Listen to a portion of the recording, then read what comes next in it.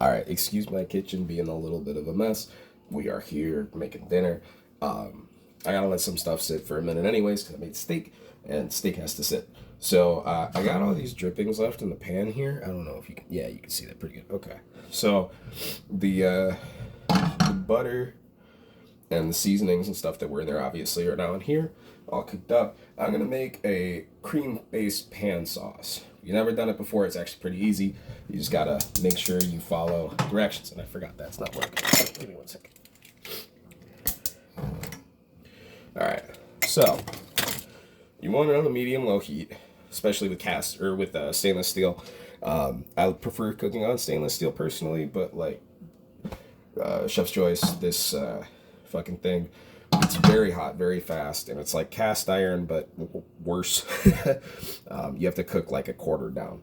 So I'm on medium low. You might want it like in between medium and medium low, but either case, I'm gonna let this come up to food temp real quick, and then as it gets hot, I'm gonna throw some flour in.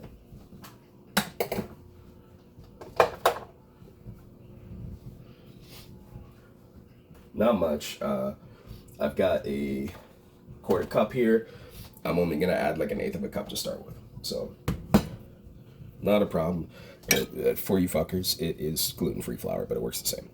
So what you want is this consistency where you can like scrape it and butter stays away a little bit. It doesn't kind of recede too fast.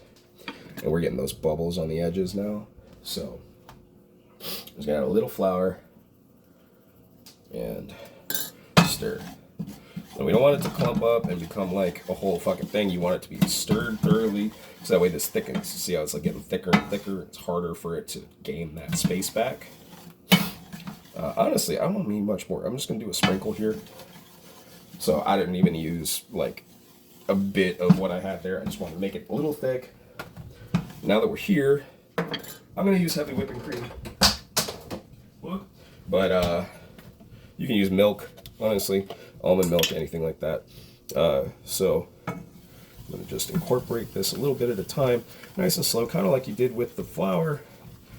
And we're gonna mix it pretty thoroughly, so it starts getting all this wonderful fun flavors and bullshit. And then as it thickens, add a little bit fucking more till you get to the thickness you prefer in your sauce. I usually like it a little runny, but you can make it like a gravy consistency, kind of like this. It's up to you. I'm gonna add the rest of this.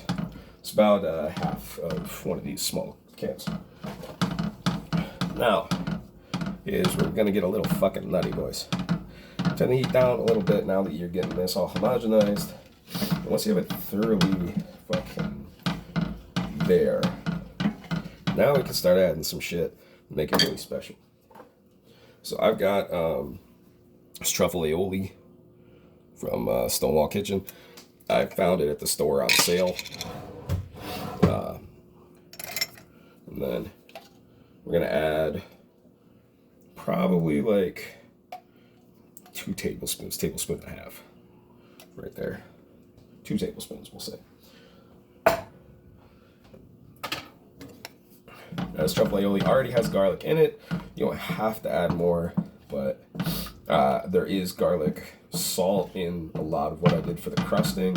There's a lot of extra garlic in here already. Just cook it down, incorporate it, and then you, at this point, once you have it like at this thickness, as long as you're not cooking it too hot, it's really not gonna thicken up too much. Unless you add like a lot of fat, or like I said, make it too hot and it'll like kind of thicken up naturally and like render down. So if you keep the heat low, you can add just about anything you fucking want. And this is gonna make pretty fucking baller pan sauce. I'll let you know how it goes.